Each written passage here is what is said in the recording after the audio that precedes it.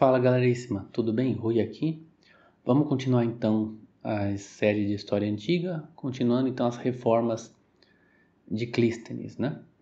A gente viu na semana passada a reforma das tribos, vamos hoje para a reforma do conselho.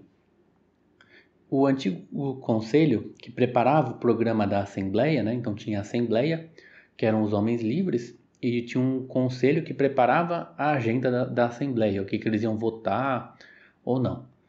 Então, ele, antes de Clístenes, né, ele era composto por 400 membros, 100 de cada tribo.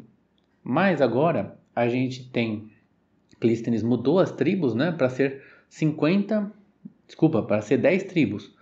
Então, ele pega 50 pessoas de cada uma das 10 tribos e cria um conselho de 500. A gente já tinha falado também. A substituição das tribos pelo... do conselho de 400 pelo conselho de 500. Então você tem 10 tribos, né? Ele pega 50 de cada uma das 10 tribos distribuídos de acordo com os demes. Então o que eles fizeram? O ano foi dividido em 10 períodos chamados pritanias, que era um período de 35 a 30 ou 36 dias. Então imagina você dividir... Basicamente você divide o ano em 10 meses, por assim dizer, mas não fazia parte do calendário oficial.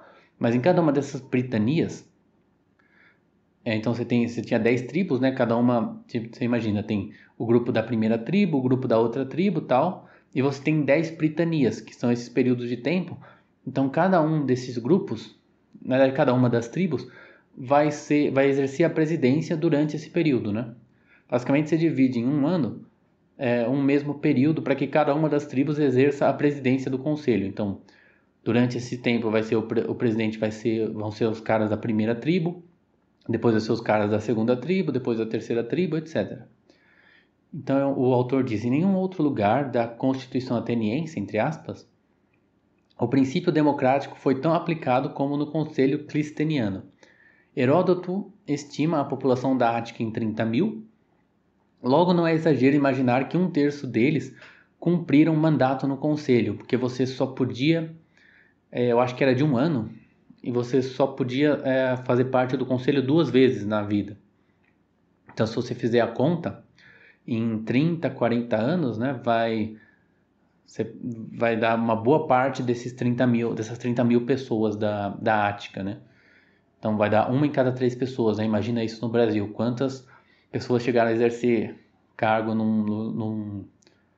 Bom, lógico que é um país diferente, né? Claro, mas só pra gente ter noção, né? Não tem nada parecido disso pra gente, por exemplo. E você tem que...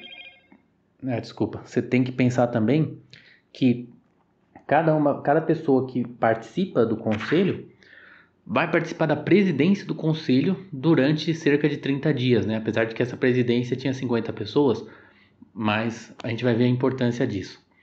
Acrescente-se a isso o fato de poder cair sobre o conselho a responsabilidade por qualquer outro dever de Estado que fosse urgente, tendo que trabalhar sozinho ou com a ajuda dos outros magistrados, tornando uma enorme fonte de experiência política para o cidadão ateniense.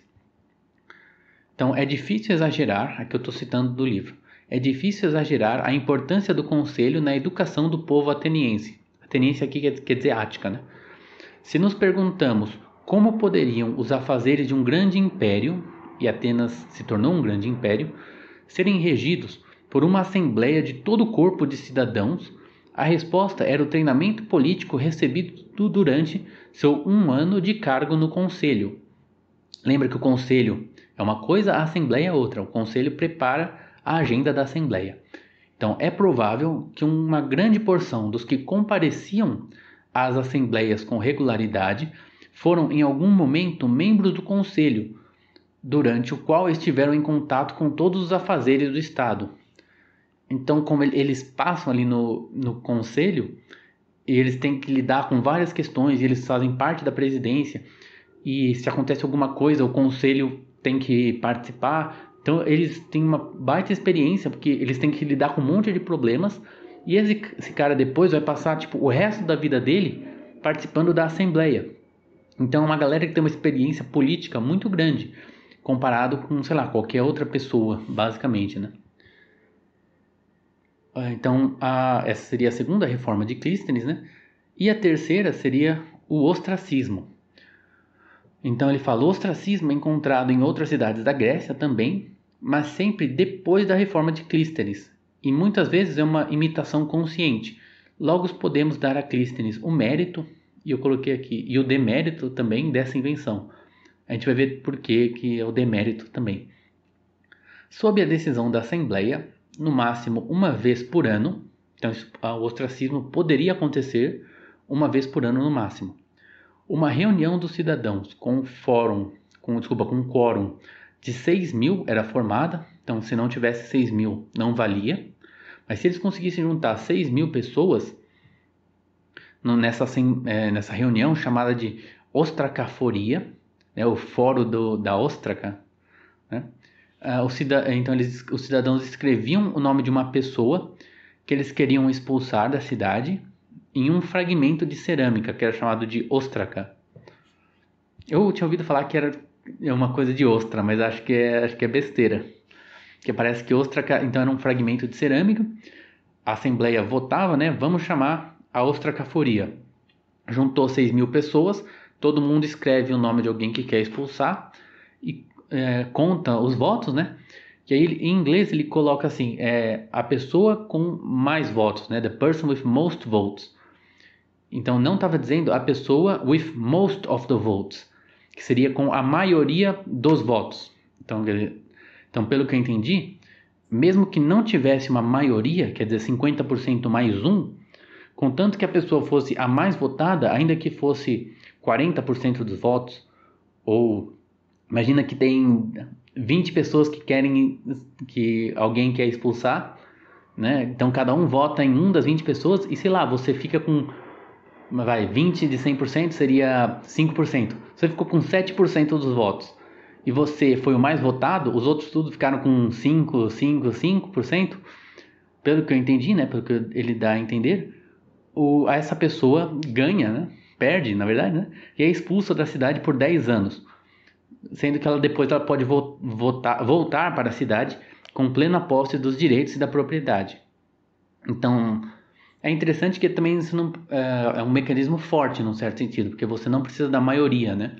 Basta, depois que juntou a ostracaforia, né? Você sabe que alguém vai ser expulso, porque alguém vai ter mais votos do que algum outro, né?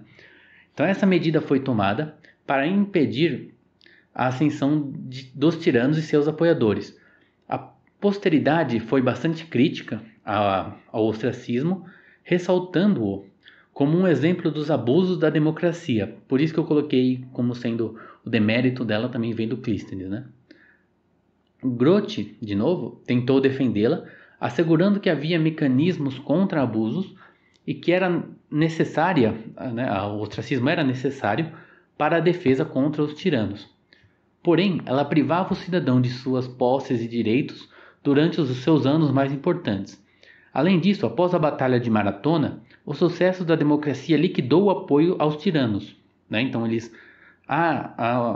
o ostracismo era importante porque era para combater os tiranos. Então você junta a assembleia tal, vota, e você consegue expulsar o cara que está apoiando os tiranos. Mas a partir de 487, então quer dizer, depois que a Batalha de Maratona é a batalha contra os persas, em que basicamente a democracia grega vence os persas. Então todo mundo estava achando que o outro lado, a gente vai ver, eram os apoiadores dos tiranos junto com os persas. E o pessoal que era da democracia. E contra os persas, vence os persas. Então acaba com o apoio à tirania.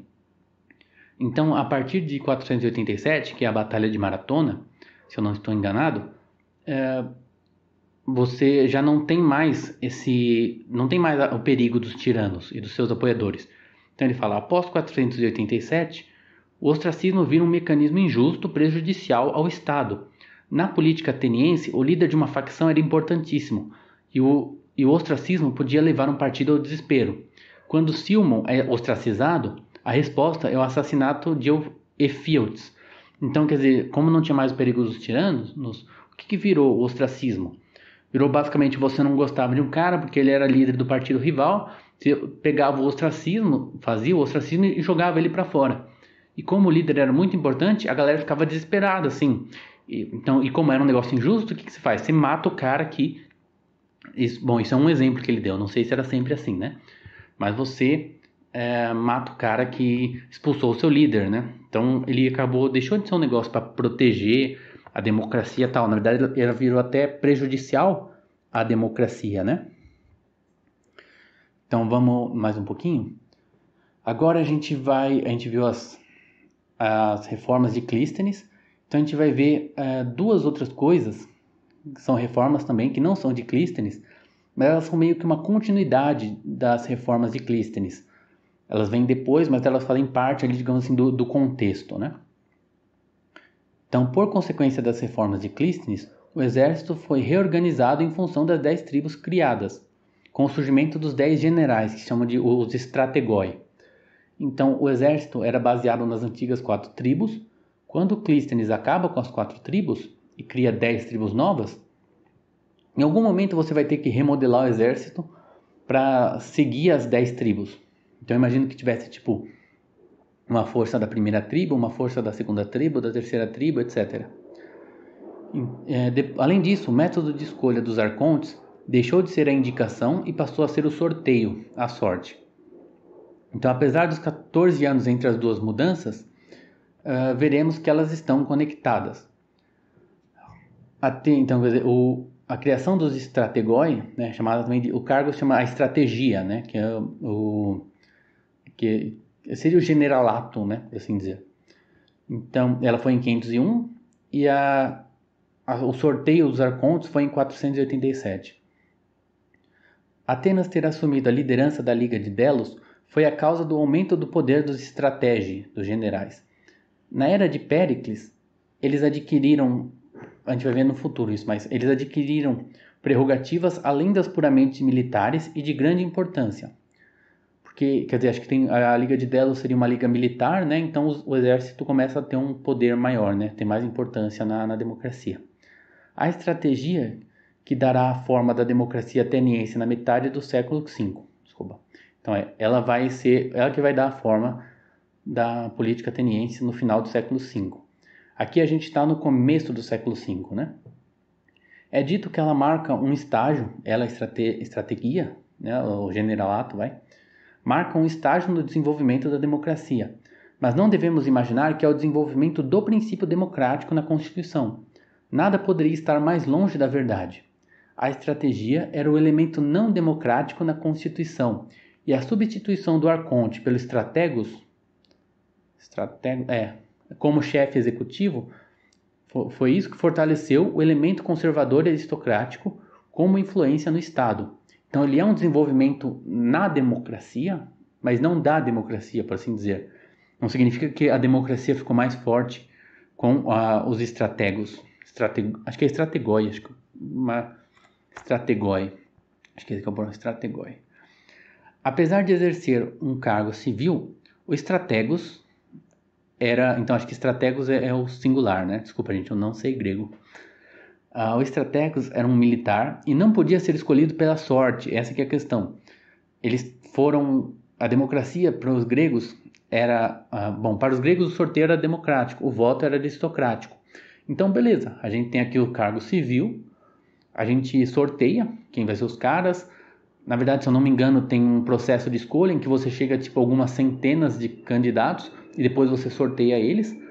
Mas quando o general começa a ser um cargo mais civil, né, mais executivo, civil não pode ser, né, mas mais executivo, e não só puramente militar, quando ele tem que começar a fazer a da administração pública, o general não pode ser sorteado, não dá para você fazer isso.